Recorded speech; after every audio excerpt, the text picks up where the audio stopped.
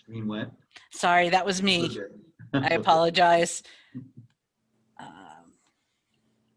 I forgot to hit record. Okay. Then you go to the next slide.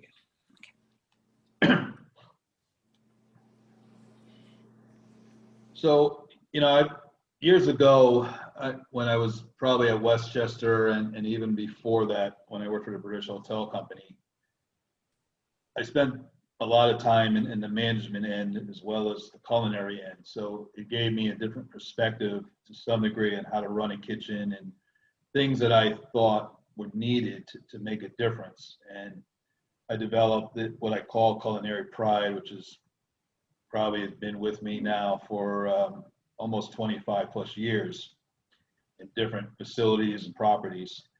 And my goal is making a difference, what I call great food and hospitality. Next. Ding. So 220, who knew all that was going to happen and still happening. We see marches, we see protests. In the right corner there, being in Florida, I got hurricane weather map there. And sure enough, about a month ago, and nothing happened, but hurricane warning. So it seems in this time of our life, it's always something, but there's no doubt that this pandemic really hit the hospitality industry hard and really, I guess, came out of the blue. And us being Americans and maybe not used to some of the disciplines as Europeans are in other countries, I think have struggled with some of this. And but for our business and being a culinarian, it affects everybody. And when it started to happen, of course, we had a lot of meetings in a lot of different ways that people wanted to go and shut down, close the gates, get out of the club. And, it was something unexpected, and people don't know, I believe, how to react sometimes and maybe look at other sides of what happens.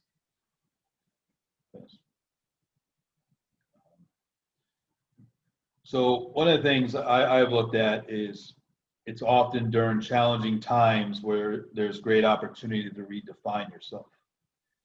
And I've always believed in that because, even when you go through the 90s and 80s and different times, financial downturn, housing downturn, there's always challenges, and granted, nothing like what we've seen this year. But I think you have a time to redefine what you're about, who you are as a person, who you are maybe as a leader. I sat in a boardroom with a lot of voices, like I said, that wanted to just, shut down. We need to all be home. We need to keep things safe. And I was the outspoken one who said, no, we need to keep going. We need to find different ways to do things. And one of the reasons why I did this, which is, a little different maybe than the restaurant down the street from me or some of those places is, I have 1,704 homes in my property. We have over 3,000 members, though not all of them there necessarily. And we had people, at least 56%, 60% of those people still on property. So closing the gates, everybody leaving, tell everybody to take time off until we get a bearing where this to go, would have left a lot of people without service, would have left a lot of people trying to find their way. And I just didn't think for us in hospitality was the way to go. And some people disagreed a little, because of the risk, I guess, because of some of the things going on. But I really felt strong that we needed to keep the course and go forward. And I wasn't sure how to do that at the time. I wasn't sure exactly yet, but I just made that case that we needed to do that. And I was going to find a way. And, if golf shuts down, if golf and grounds closes, if the spa shuts, that's great. But, food and beverage is going to find a way. I'm not going to close right away. Let's give it a day or two. And that's what we did. And then we came up with the game plan. Next, please. And, so you see the title, Different Time and Space, and the quote, and I guess everybody listening, of course, has heard this around the new normal. And, I got vendors call me, oh, Chef, the new normal, people talking in meetings. There's no new normal. You can't have a new normal until things become normal. And that kind of aggravated me, to be honest with you, because every day things were changing, every week, and those of you, of course, I'm sure follow the news, right? New York was the hotbed, and Florida was kind of the safe haven. So a lot of members even stayed here. Other clubs, people stayed here.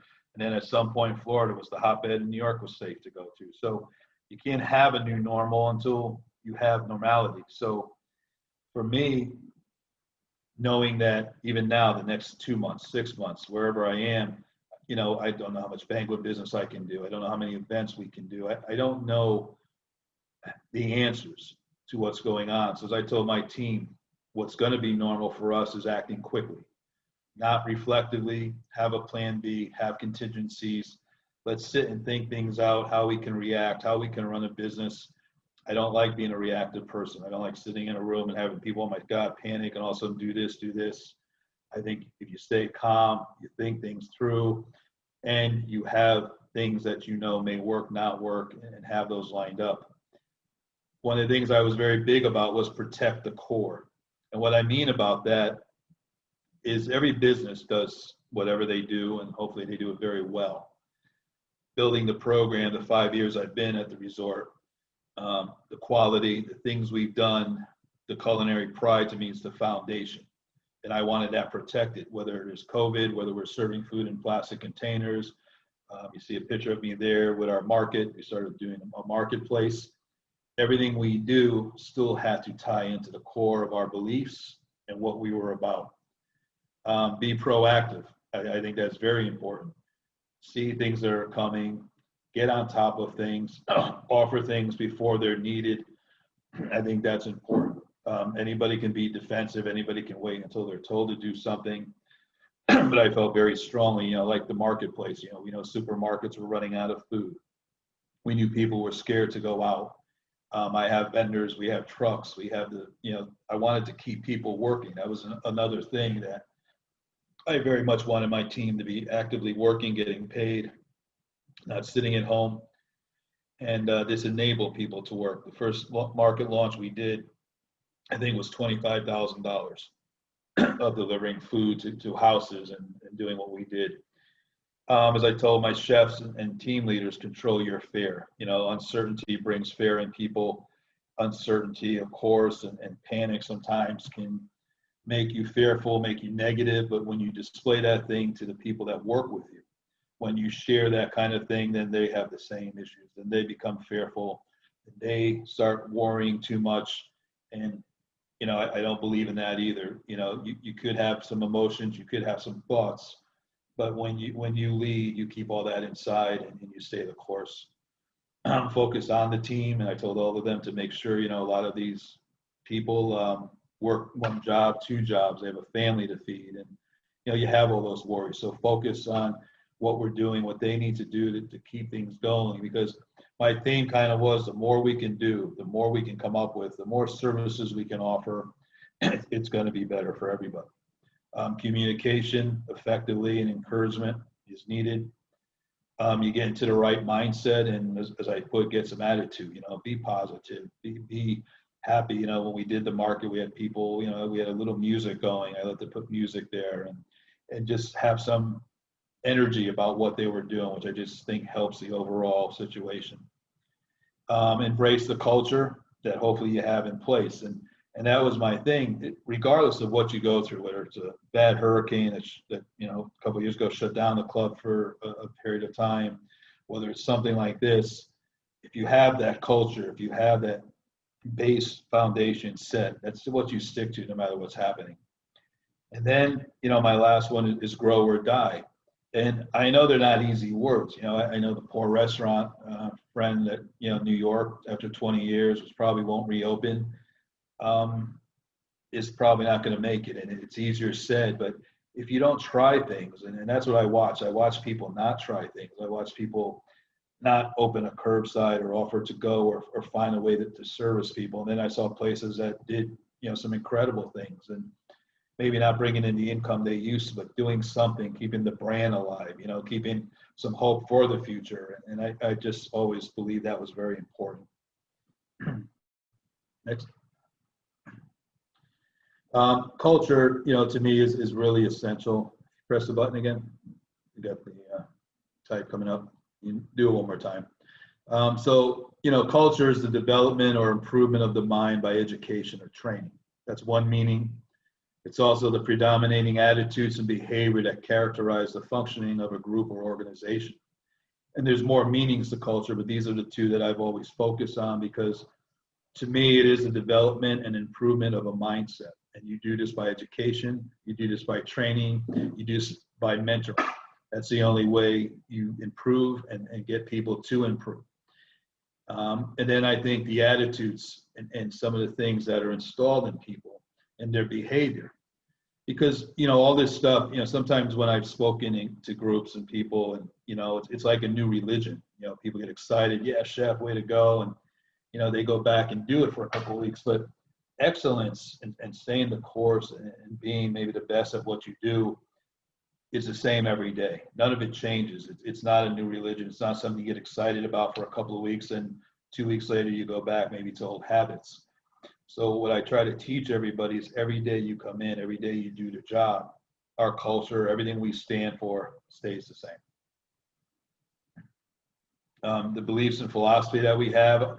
So I have, it is a big club resort. It's a $55 million business.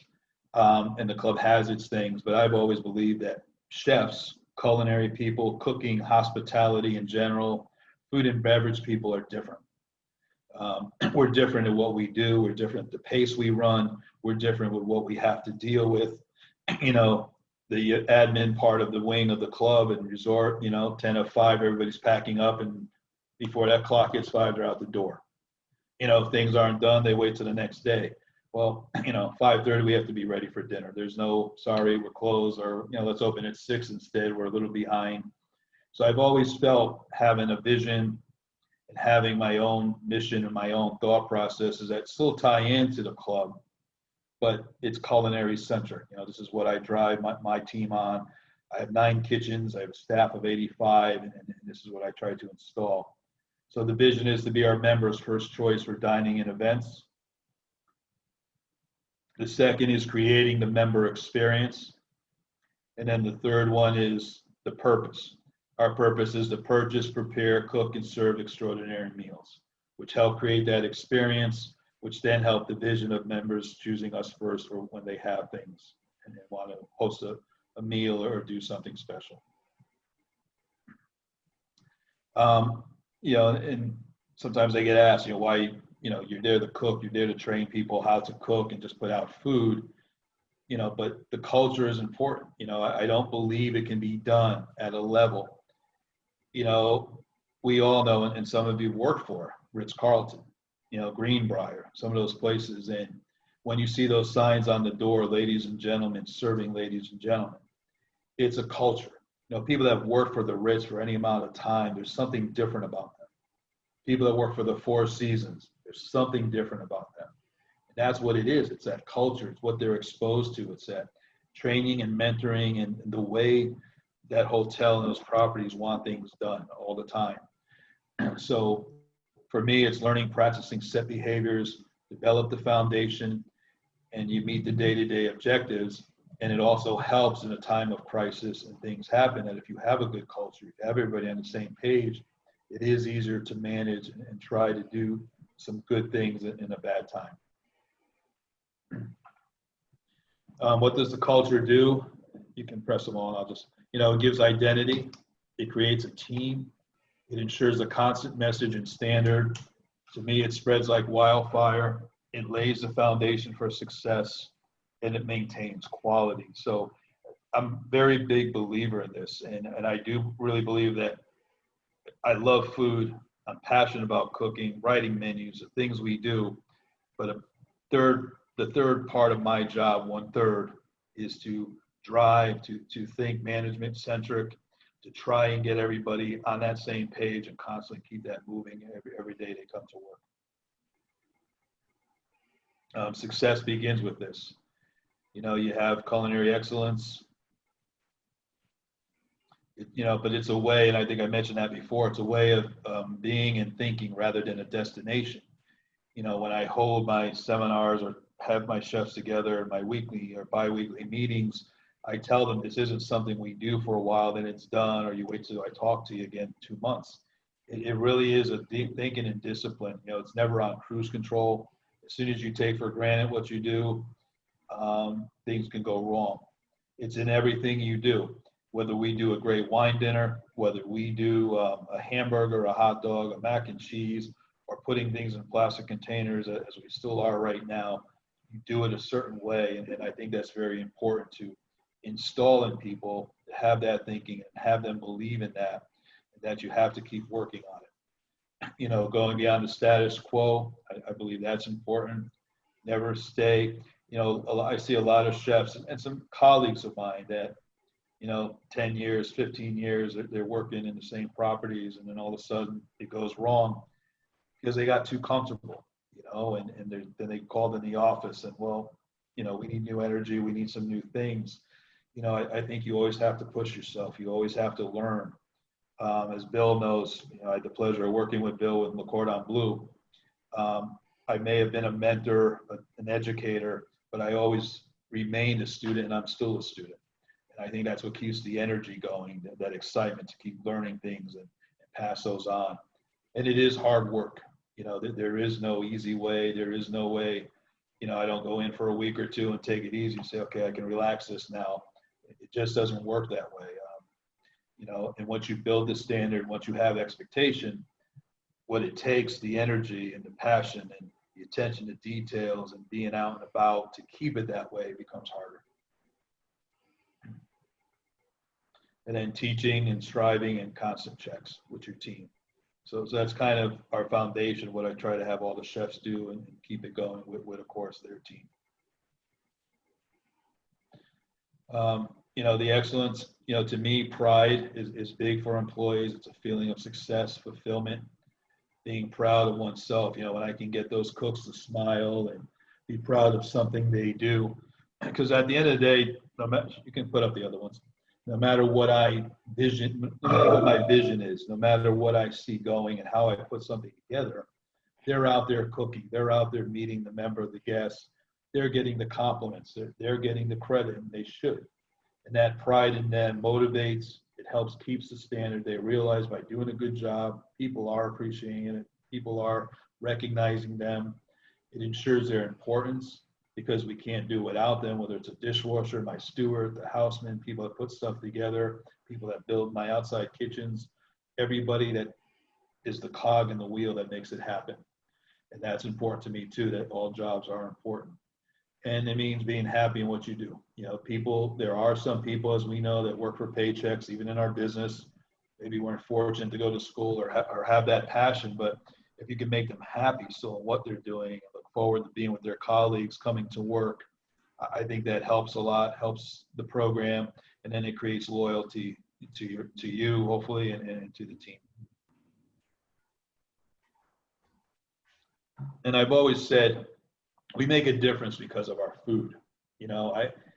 I don't think the importance of food sometimes is recognized as much as it should be. I remember when I was first interviewed for Westchester Country Club and the hotel, we had a Biltmore Hotel. And Westchester at that time, of course, was very golf-centric, hosting the Buick Classic. They ended up hosting the Barclays. I did 8 major PGA tournaments while I was there. And I remember the executive director saying, "Chef, this club is known for golf. This is a golf club. People come here. We have a waiting list to join." And maybe not the right response at that time in my younger years, but I looked at them and said, "Sir James, I appreciate that, but when you hire me, food's going to be the centric here because not all your members play golf. Not every kid comes here and plays golf. Some people don't even care about golf, but everybody eats. Everybody has celebrations. Food will be more important in Westchester than golf." And luckily for me, the rest is history. But I truly believe in that. I think it's essential. I think it builds memories.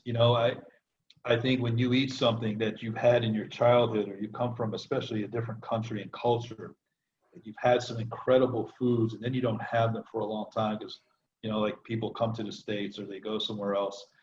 And when you're lucky enough to have it again, and if it tastes as close to what you remember, you smile. You have these memories. You have these good feelings that come back. And I think that's important. It builds memories. You know, people have a wedding, they have a celebration. If the food is good, if the food is, it ties in. You know, imagine having a wedding where the food kind of sucked and everybody's leaving that wedding. What's going to be the memory of that wedding? Not so good. Um, and it affects everyone. It is subjective. And that's why I said it impacts good, bad, and indifferent. And that's why I think it's important. And I think it teaches, you know, I think that lemon tart, if you look at that picture of that lemon tart picture was taken some years ago at the Grosvenor House Hotel in London. The chef was Nikos Layden. I went to eat at the restaurant. I used to work for Trust House Forte, which owned the properties. And he gave up his Michelin stars. He was a Michelin star chef when Michelin was really Michelin. And he said, I want people to recognize my restaurant for my food, not the bathroom, not the big paintings in the wall. And that lemon tart was the dessert. And I'll tell you what, when that first bite went in my mouth, I don't think I had tasted anything so good. The balance of it, the flavors, something so simple, but yet done so good. And I will always remember that as I do many, many dishes that I've had in many places.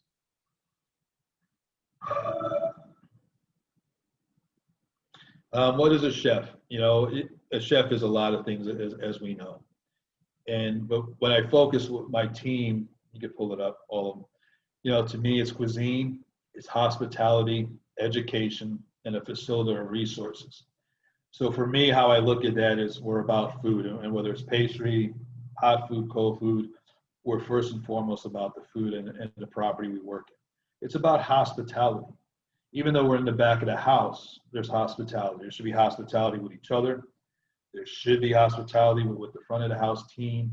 And there should be a hospitality attitude in the kitchen that gets the guests what they want, perhaps how they want it today, as we know people have changed of how they want to eat and diets and fads. And so that's all part of hospitality.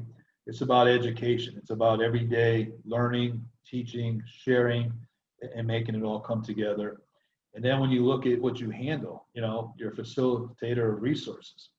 You know, I have a payroll of almost $4 million. I have purchasing of $4.5 million. I have operating budgets.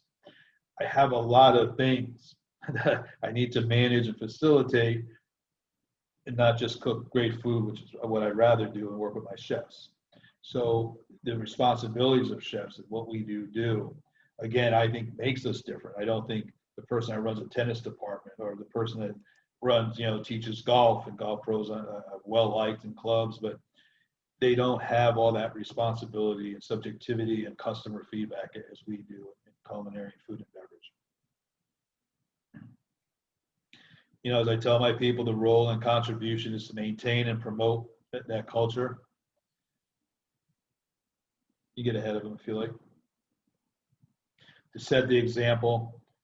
The key to me is the guardian of our standards. Every restaurant I have, I do have the chefs at the pass to make sure. You know, even now, one of my restaurants is strictly doing curbside, and it's the same discipline to me. It's the same approach. It's the same looking at the food, tasting the food, making sure the plate looks right. It just happens to be in this lovely quality plastic thing with a cover over. We miss the white plate sometimes in our restaurant. Consistency always, which is a key. No tolerance level for anything below the set standard. You know, there's just no excuse for going backwards. Good communication on all levels. Show passion, install passion, which is always, especially, you know, when you have tough times, or I've always felt the hardest time to manage people, to get the most out of a team, is when things are slow. So right now I have my one restaurant that we've opened up for seating as much as we can under the guidelines, that is packed every night. My other restaurant, which was used to doing the 250 covers, a different level of food, we're now seeing that things are opening, people are leaving the gates, a drop off, and some nights 60 covers. How do you motivate cooks and a chef to keep driving that restaurant? You know, number one, they're not getting to plate food. Two, they're, you know, everything's to go in bags. And at least when they were doing 200, 240, the rush, that busyness kept the focus, even though it was going in containers. Now I'm down to 60 something a night, some nights. And let me tell you, that's tough to motivate chefs. That's hard to, people work better when they're busier. People work better when they have deadlines. You know, cooks love that rush. They love the tickets coming through, the banquets going on upstairs. That's an easy time to install. But when you get these slowdowns, and that's what we're trying to do. So I'm reopening the other restaurant for seating as well as the to-go, because I think doing more people, if we can get 50, 60 more people in, plus do the to-go, that's going to get their energy going, and they're excited about it when I mentioned it already. So you got to find ways to keep that going, especially when times aren't so good or busy. And you pay attention to details, firm but fair. You know, I'm, you know, maybe when I walk through a kitchen, there's some fear of me, or I scare people. I don't know. I'm a very fair person, but I am firm as far as what's expected. That doesn't change how we do things. Even when we started the marketplace, you know, that third week we're doing it, some things dropped. There was a little less attention to detail because packing tuna in containers and some of the things we were doing, maybe some of the cooks upstairs weren't excited about, but we made sure they got back on track, because that's important, again, that you keep that consistency and that drive. Train constantly and share knowledge. And then you think out of the box to achieve goals. And that's one of the things I really think is important is, and I've seen people in the club and in the property and colleagues I know that while this is going on, when it first happened, not think out of the box, not really try to reach out for whatever way they can do something, achieve something, provide a service, keep some things going. Sometimes it is easier to just crawl up and hide and call it a day and wait till things subside or you get a direction. But I think crazy. I mean, during the first 2 months of COVID as well, when we were doing the curbside service, we did prime rib specials. And one night, I think I did close to 260 prime rib dinners. We did Asian night. I did 2-for-1 burger nights. We did a New York versus Chicago pizza night. We kept coming up with things, even though the food was leaving property, to get the members excited, the guests excited about buying something, having something different. And we just kept coming up with things where, and people made comments to me, why are you doing all this? You know, you're creating more work. And, you know, no, we're giving a service. We're doing that hospitality. I'm also ensuring my cooks are having fun and doing some different things. We're also bringing in income, which assures the club that paying the people they're paying during this time is not a bad thing, because we may not be getting the return or the numbers we used to get, but we were getting pretty close and we were bringing in income. So I looked at the bigger picture and saw that thinking out of the box and achieving is better for the whole, and kept things going, and it really helped us. And then enjoy what you do every day and try to manage be better than the day before. You know, the pride here is it's easy. It's a program that's never, it's always inventing itself. It's a culture that's the norm, not an exception. And it's every member of the team. And as you see there, you see some of the, you know, packing stuff and how we were making things and what we were doing. So trying to have fun and keep that energy even during a different time, different model. You know, one of the things I try to tell my chefs is take a personal inventory. You know, I've sit down so many times in conversations with people, and I had one 2 weeks ago where it's everybody else, never them. You know, those cooks or those chefs you have, it's that you're getting complaints from front of the house about them. You get some complaints from their cooks, but it's always them. They're, you know, and I try to say, really think about it, because to me, there's a common thread and everybody is coming to me about a certain individual in a certain circumstances, then that individual really needs to look in that mirror and say, maybe I need to change. Maybe I'm not coming across the right way. I think it's important to know your strengths and know your weaknesses. You know, I think analyzing yourself, years ago when I wrote the competition book for ACF, that was one of the things I had in that book, because you can't improve if you don't know your weakness. You can't go forward and embrace and get better unless you know the strengths you have and how you can make those work for you. And more importantly, strengths can become a weakness. You know, I don't have maybe a lot of patience at times. I like things done yesterday. When I get going at work, when I want things done, I want them done. And that's not always a strength. It's good to get things done. It's good to show you have that energy, and I'm going to keep that ball moving and never be late or try to be ahead of things, but sometimes that push can become a weakness with other people, or so I've learned sometimes I got to keep it back, and I do have to prioritize, and if it's not that essential to be done, I've accepted, okay, I'll take care of this tomorrow. So I find sometimes too that knowing strengths, you have to look at the worst, and then even a weakness sometimes can become better. You know, some chefs I have this beautiful even keel. I think it's a weakness at certain times, but then in other times it's actually a great thing. So when you learn all this, you can create that balance, because I think as people mature in life, as they go forward, whether it's business, personal, you have to look at yourself, and you have to try and make a better you at the end of the day. That's the only way that can be done. You know, like I said, the program it reinvents itself, and I'm just sharing with you some of my logos. So every year is a different theme. You know, you saw 1 year passion, craftsmanship, commitment, and all these things stay. Passion for the culinary excellence. 1 year was food matters. I think it was my second year where I really wanted to drive home to the club that the food and beverage program is what drives this club. This is what makes it happen. This is the busiest part of the club. This is where the money's made, subsidized, whatever the case is. But this had the biggest impact on members. And I wanted everybody to know how important that was in the job they did. Culinary, you know, excellence, true passion. This year I had pride, which was personal respect and delivering excellence, trying to hold everybody accountable. So every year I take the base of the program and I come up with a different vision and direction for it, but still all tying into the years prior. And then passion, tenacity, and discipline, which I actually have on my arm on a tattoo in Italian. So that's how much I believe in that. And that's what's always driven my career, was the passion, the tenacity, the discipline.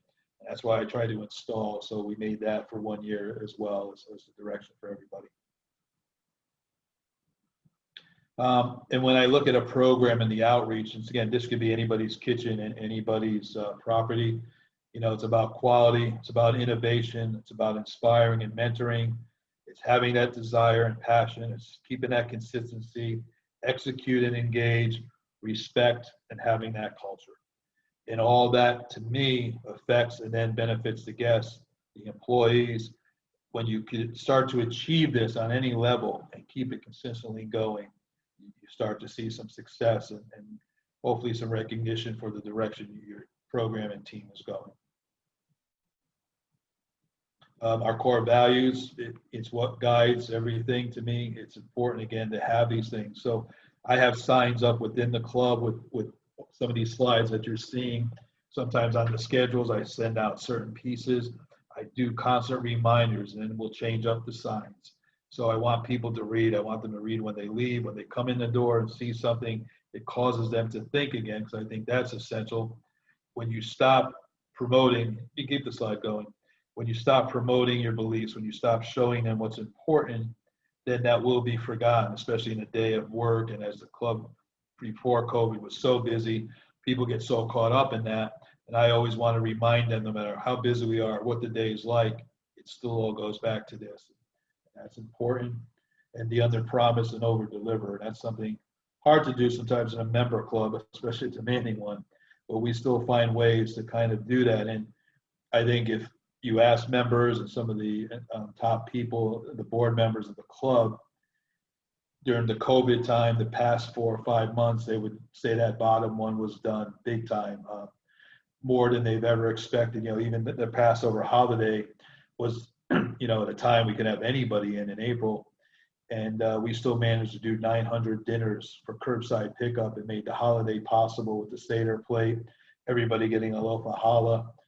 So we found ways to do that, and they necessarily didn't expect that. So, you know, the goodwill that it's built for the program, and I think for my team during this time, it has put us in a nice position. Communicate effectively, you know, build responsive teams. Like I said, I have 9 kitchens, so I look at 9 teams that have to come together and make what we do happen, more so in the normal times every day. Share the vision, the mission, and purpose. We have our pre-meals. We do that stuff. You know, we hold everybody accountable. It sounds like basic stuff, but in the course of chefs and cooks running their day and focusing on what they like to do, these things can get lost. So we constantly discuss them, and I make sure that it's constantly happening. Mentor, inspire, and coach. And the important one down below is coach each team member to become 100% of what they can be. And as you see today, there's the key word, because chefs, especially, depending how they were trained, well, this is how it's done. This is how it should be. This is what they should be doing. This is how I do it. But an employee is only going to be, if they give you everything, if they're giving 100% effort, love what they're doing, it's still what they can be. Sometimes it's not enough to hold a certain position or job or task, but if that's what they're giving you, they've given you all they can, you become successful getting that out of them, and then you find the place that works for them. So I've never been one, I don't expect my chefs to work like me, to drive like me. What I expect them to do is give me 100% of what I know that they can be and what they can do.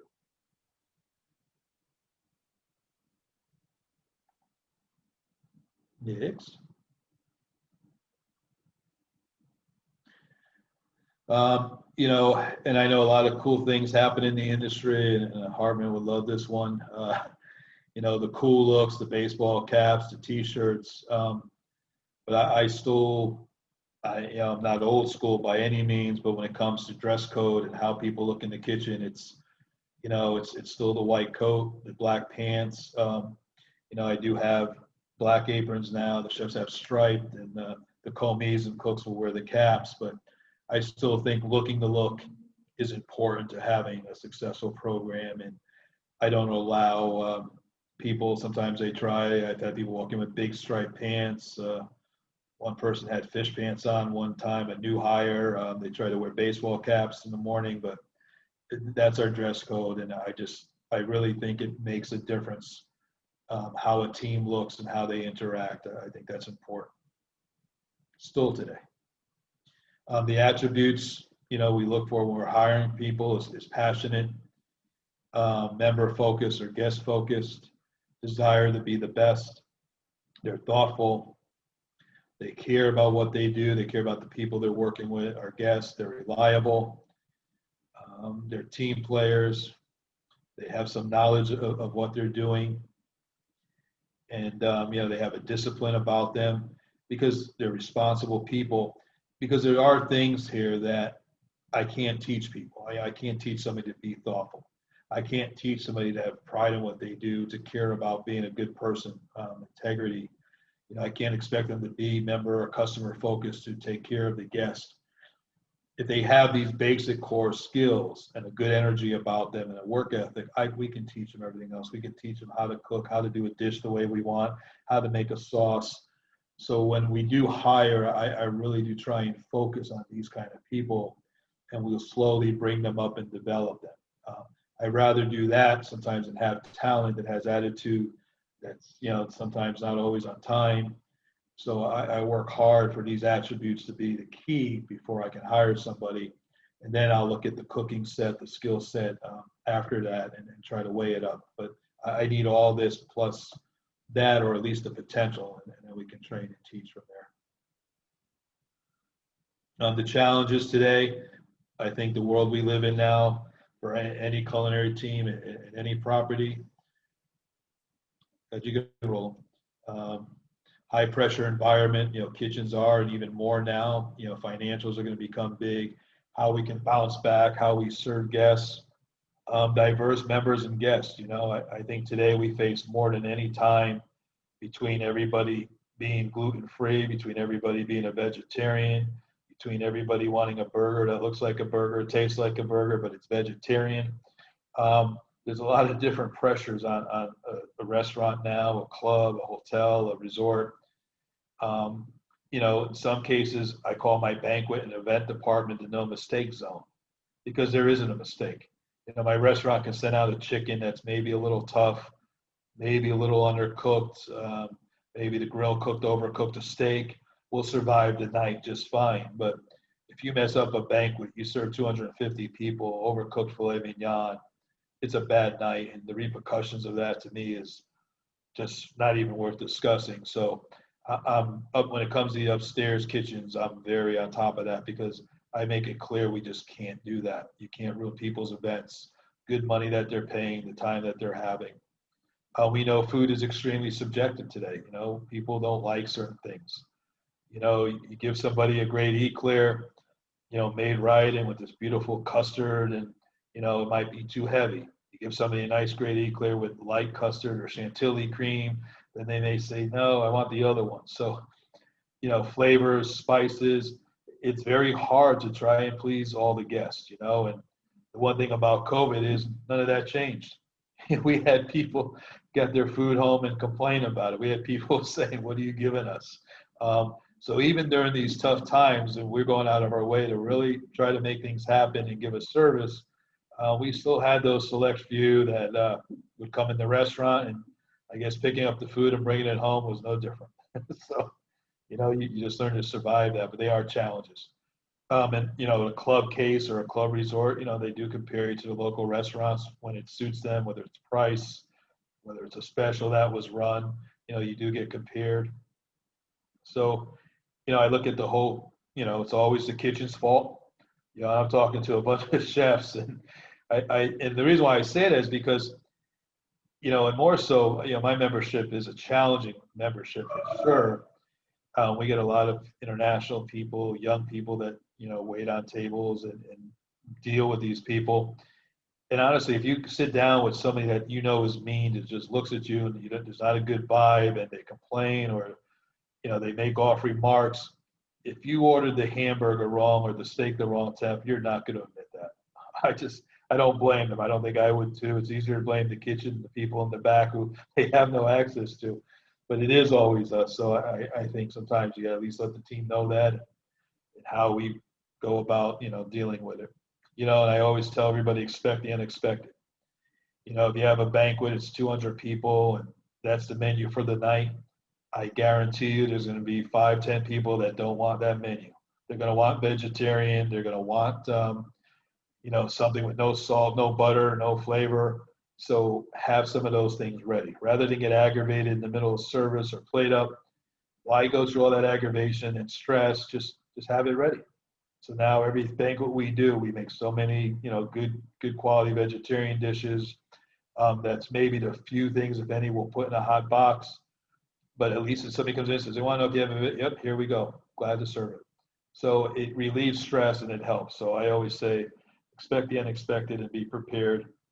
And the labor market, you know, even now, very tough time. You know, we ran a ad for a food and beverage director 3 weeks ago. Literally over 170 applications. 170.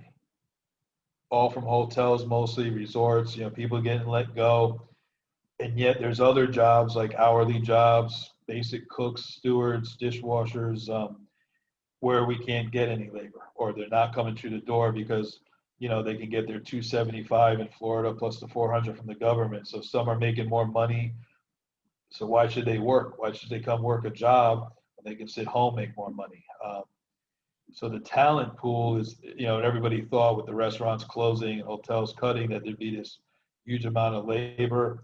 We looked for a purchasing director. I think we had 12 resumes and 5 were just not any good. So there's certain pockets that you get overfilled with. And then there's, you know, we're looking for a great pastry cook that's got some decorating talent. We still haven't been able to find that yet. So there's positions that are overkill, and then there's some we're still struggling to get. And so even with what's happened and supposedly the highest unemployment rate, labor still is becoming a challenge. And the members and guests, you know, whether it's a restaurant, you know, and I'll eat out enough to see other tables next to me and how they order or the hard time they give changing a dish. So, you know, those are challenges of a team. And I just think if you accept those challenges and strive to stick to the culture, your beliefs, your foundation, that's what's going to keep you honest and keep you going. Food for thought. You know, I know there's a lot of philosophies, and a good one is if it's not broke, don't fix it.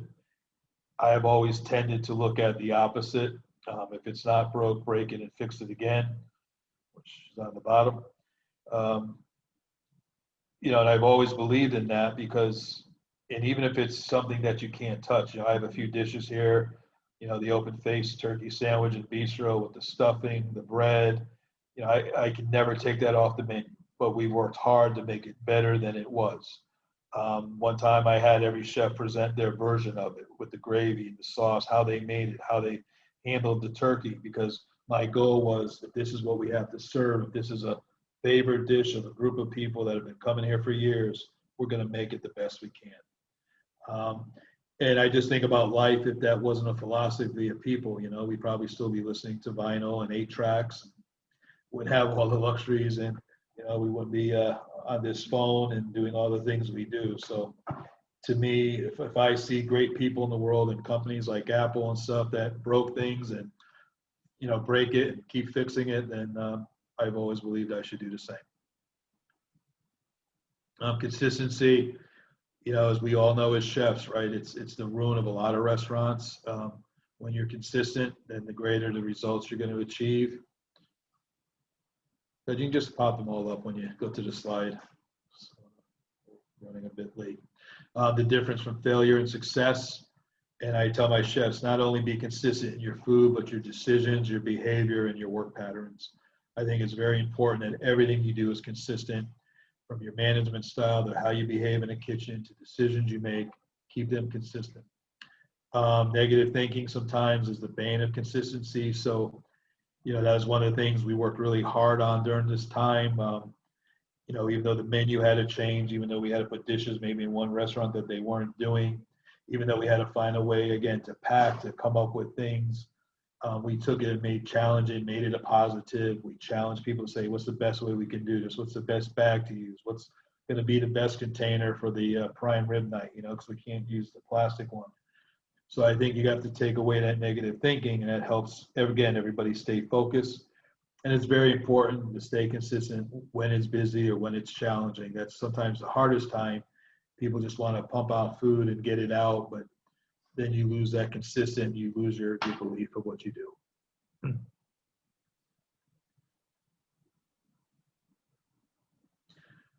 So again, just new math, old math, any math, consistency, and consistency equals success. Quote from Robert De Niro there. So, and as I really try to bring home to the chefs, consistency is better than rare moments of greatness. Cooks and my chefs, they get excited when we do a wine dinner.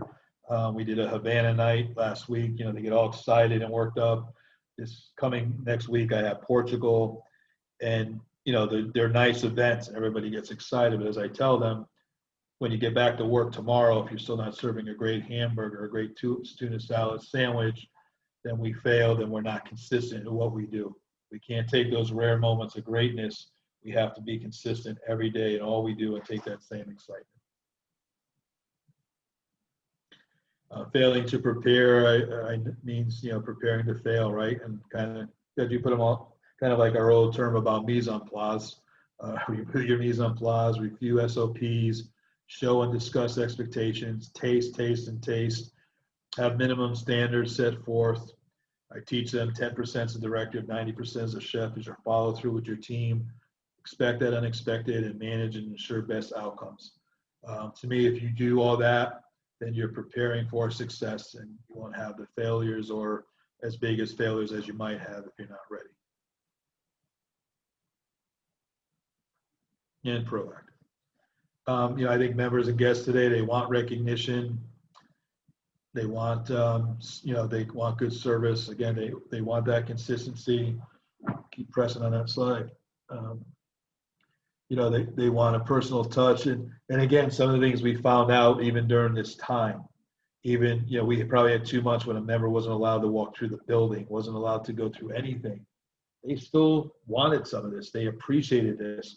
We actually had a Saturday, I forget when it was, maybe May, where we went out there at 3 p.m. in our upper valet. And I don't know how many members, but there had to be at least 70 cars that drove through the upper valet, honking their horn, showing signs, thank you, we love you, thank you for all you've done. So even during these tough times, it was recognized, but they appreciated and still wanted a personal touch and for us to be engaged. And they wanted good food, and we made it convenient for them to get food. So again, whether times are great, good, and different, you still stick to that core and provide it, and I think that makes a big difference. Yeah, you pick up the pace just a tad. I know I'm going a bit over. Special needs met, know what's in the food, dining experience, value, speed and convenience. And as the world comes, even when things go back to a sort of busyness and maybe this goes away, all this is still going to happen, right? They want the impossible.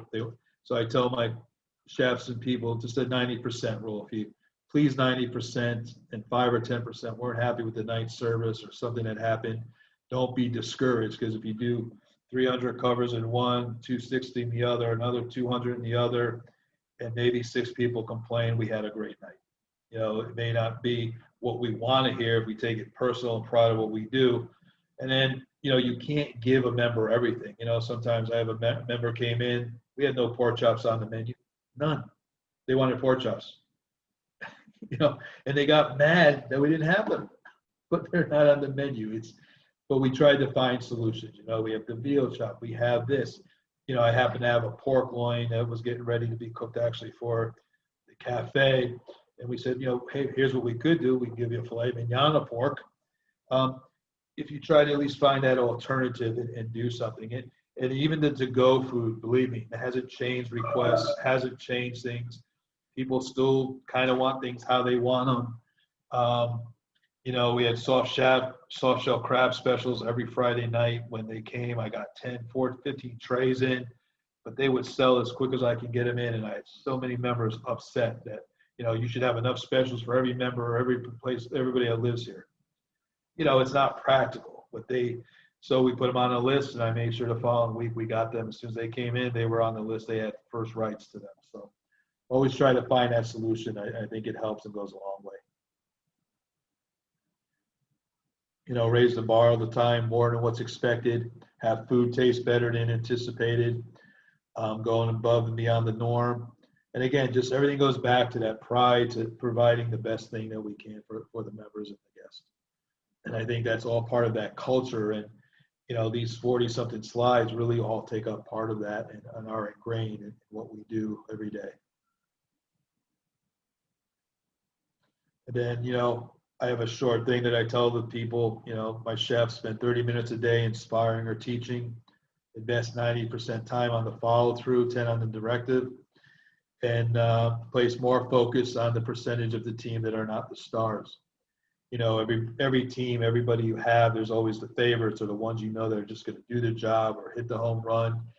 And sometimes we tend to pay them more favor. We talk to them more. We cook with them more. But I try to get the focus on the people that aren't the superstars. Give them that opportunity to become one. Make them feel that they're important. So we try to take those 3 things and do that every day. I think it helps make a difference. I've always said the strength of a team lies in the differences, not in the similarities. Managing different people, different personalities, that's what really makes a team. If everybody was the same, it wouldn't work. So when you have all these people that are different, their strengths, their weaknesses, if you build the right team and put them together, then you have a winning solution. And then, again, we all know, right, it's about the food. But, when you have the days of sous vide and smoke guns and all the cool things that all these young people read and write about or go to school and see, it still comes down to just great food. It still comes down to that chicken cooked perfectly that I learned from Andre Salter, Lutece. It's executing and it's that ability to take a memorable meal that was made with a simple ingredient and make it memorable. And, we're fortunate to have Hartman tonight on this call. I haven't seen him in such a long time.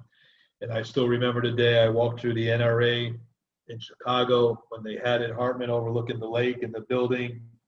First time I ever showed up at that show, nervous, and you were going crazy as you do, putting your stuff out, your gloves, and you took time to take off a glove, shake my hand, and welcome me, wish me luck. I never forgot that. Eating at your restaurant and watching you cook through the years, that's the one thing I've always admired, is whether it was a duck dish that I had at your restaurant with spätzle and braised red cabbage that was just to die for. You took those food and those ingredients with no gimmicks, no anything, and made it to food that people loved and enjoyed. So that still holds true to me today. There's nothing that's a substitute for that. And again, about the food, from how it's sourced to what we do, we have our own beehives. I make sure we still try to get things in season, whether it's Nantucket scallops, crawfish. It still luckily comes down to this incredible thing called food. And fortunate to work with that every day and make that happen. So even though there's all this other stuff that goes into making the program and trying to make it special, at the end of the day, it's still about great food. Again, just reminders, when I'm talking to them and presenting, it's constantly just drilling it in their head so it becomes part of their norm in their life.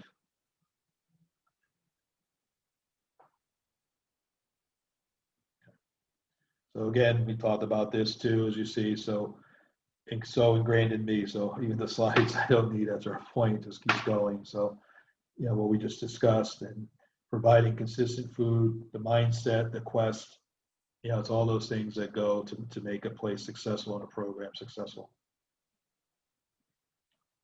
And then, why we do it, how we do it, the discipline, care for the product. Everybody talks about Joe Rubijan's potatoes, his mashed potato, or his Palms puree.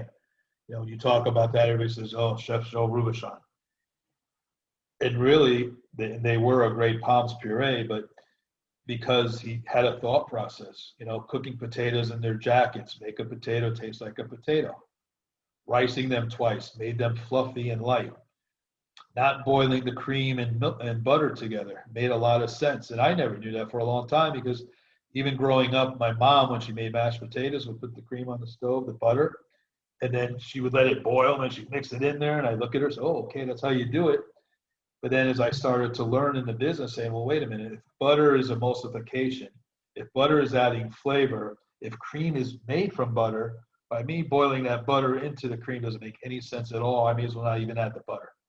And that was his thinking, and it made so much sense. And when I show chefs this, and we do it, and that's what I did when I got to the clubs, that's not how they made mashed potatoes. And I'm not going to say they're still jumping for joy they got to peel potatoes after they're boiled. It was easier the other way. But they understood it when we rice the butter in the potato, and then you can taste the butter, and you can see how the cream is just used to lighten it and bring it together. When you show people that, and then you eat a mashed potato and go, "Oh my God, it tastes like potato," you understand it. And I think that's the basis. But that's why I say none of this is hard. None of this is, easy to do. It is a task. It is a discipline, because if we're just talking about this with mashed potatoes, imagine you take everything else that's done, how it has to be done right, how the cooking methodology affects the outcome. There's a lot for a chef to drive a program to a level that can be respected. It isn't easy, but I think it's worthwhile. I don't know of any other way to do it, to be honest with you. I haven't slowed down an ounce now than I'd done years ago. And Bill's worked with me for a long time and knew every day what we were going to do and how we were going to try and get better. And I still get up every day trying to do that. And I love it, so I'm fortunate. Okay, raising the bar. One of the things, more importantly, on the hand is success is never owned. It's rented, and the rent's due every day. As I try to tell my chefs, sometimes success creates failures. Many good companies run by some good CEOs have gotten to a point where they're so successful, they stop learning, they stop trying to get better, and the company fails and goes bankrupt. So I've always believed it's nice to have success. It's nice to maybe be in the top of the mountain. Some people consider my club the best club in the area, but to stay there, to make it happen every day, that rent's due every day, and I realize that. And that's it. I'm going to wrap up. That's I wanted to share with you about my program and how we've done things even in this time. And I do look back and I do reflect, and I have a season coming up that will start in October for me. I really don't know what's going to happen. I know I took a budget of $2.6 million in banquets and dropped it to $500,000. But I do know people want events, people want parties. I do know if this thing goes away, January, February, March, people are going to come. We did a big Havana night last night as our first test We had 200 guests. We capped it at that for a reason. Had special guards made in front of all the chef stations. You know, we used stanchions. So we did everything we could to try and keep the operation in a safe haven. And we had 200 guests that had an incredible time. We served some great Cuban food. I'm doing another one in a couple of weeks. I'm doing two nights of Portugal next week from Lisbon. I was fortunate to work in Lisbon for a while with a bunch of chefs, and from the pastel de nates, the fresh sardines. So we're going to do an authentic Portugal night. And I'm building up each time, increasing, testing the waters, and finding a way, because no matter what happens, holidays are coming. Jewish holidays will be here, Hanukkah, Christmas, Christmas Eve, holiday week, and I have to find a way. Thanksgiving is a 1,400 person holiday for me. We serve 1,400 dinners. I don't know if I'm going to be able to serve 1,400, but I am going to work hard to try and get 600-700 done in my venue so people can still come to the club, and then find a way to serve those other, because there'll probably be less people not coming down, maybe that other 300 to 500 curbside, or with great turkey Thanksgiving packages they can finish at home. So that's what's driving, honestly. There is uncertainty, but it just goes back to the other slide that I shared. Be ready, think how it can be done, make it happen, find a way, be passionate about it, and more importantly, no matter how you're doing or what you're doing, keep to the core values that got you where you are. So I thank everybody for listening. Hope I didn't overtalk or bore anybody. Just I like to share what I do and my philosophy. It's part of what's my DNA, I guess. So, and I'd be glad if there's any questions from anybody. Oh, thank you very much, Chef. I really appreciate it. You have and still have, I should say, a unique way that you express your passion for and respect for cooks in our industry. It's really engaging and refreshing to hear. Can we share this with other members that weren't able to make it tonight? Yeah, please. Yeah. Okay. Yeah, she has it. It's in a slide form. Yeah, please. Yep, I actually recorded the video, so we'll be able to share it. Okay. I was Yeah, just going to ask you that, Chef Leonard, if I send you an email, could you send me that presentation, please? Yeah, I'll probably have to, we'll have to airdrop it though. I can send you a PDF, but the presentation itself, the megabytes are so big because of the No, photos. yeah. Yep. But if you, I'll send it to you. I can airdrop it to your email. Yeah, feel Thank you, free to Chef. reach out. Feel free to share it and get everybody to understand. And I feel my heart goes out to all of you. And I know some of you have some challenges. Some of the cities have more challenges than others, the individual restaurant owners. But for those that can find a way, try to make as much as you could happen, stay the course, and you'll be better for it, and things will come back. And I think once you go, there's that old saying, what doesn't kill you makes you stronger. But I think lessons learned, even during this whole process, I've learned things that when we get to full reopening, systematically how we served the 300 to-go dinners and then did 280 prime rib dinners in a separate section. And so I learned a lot of things about even systemizing that I think even when we get back up to speed, I'm going to be able to take some of those things we've learned and make our operation a little more efficient. I've also learned that no matter what comes our way, finding a way and attitude and perseverance is really, at the end of the day, what keeps you going. And if you love what you do and you have it in your heart to be the best and provide, you're going to find a way to do it. So, but thank everybody. Really good to see some great colleagues that I shared with and traveled with and spoken at meetings. It means a lot. Thank you, Chef. Take care. Well, keep in touch, my friend. Chef Leonard, Yes. thank you so much on behalf of the Pittsburgh chapter. We are so lucky to have some of the great friends that we do have, and the chapter presidents. This is 2 points in certification towards your members tonight. And if it was my way, having 2 great master chefs with us tonight, we should get 4 points. But I don't think that's going to happen. But we are so glad that you all attended. We are going to have a small Pittsburgh chapter meeting following this meeting. And then we have also coming up as meetings, sharing with some of the people that are available here tonight.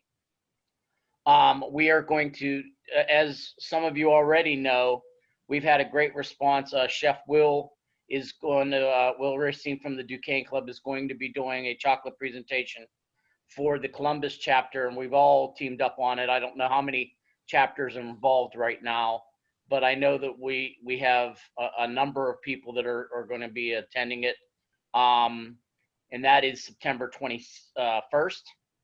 And then coming up after that, our next meeting the following month will be with Copeland, Wallace, and Grubner, which is an executive search firm that is going to talk about, which I think is going to be great for younger members. We're going to be talking about how to get to the next levels for an executive search team, what to do, what younger chefs can do to become and get their portfolios, resumes, things ready to some degrees. They're going to put on an entire presentation on what to get you to that next level. So those are what's coming up. Go ahead. Okay, everybody. Good night. Thank you. Thank you, Chef. Thank you so Chef. much. Thank you. Thank you very much. It was great, and I wish more young people would see that. Yes, yes, we do too. That would be very inspiring for them, what you just said for the last hour and 15 minutes. Thank Pass it you. on, Chef. Good to see Chef you, Leonard, Harvey. I Take just care. want to say on behalf of me and a lot of other culinarians, thanks for everything you've taught us over the years, Chef. Appreciate the mentoring. Thank you. Pleasure. Thank you. Cheers. Okay, as I said, Pittsburgh chapter wise, we have just a few things to talk about real quick. It won't be long at all. Open nominations have started for Chef of the Year this year. So we are going to be going into our process up until November of nominating a chef for the Chef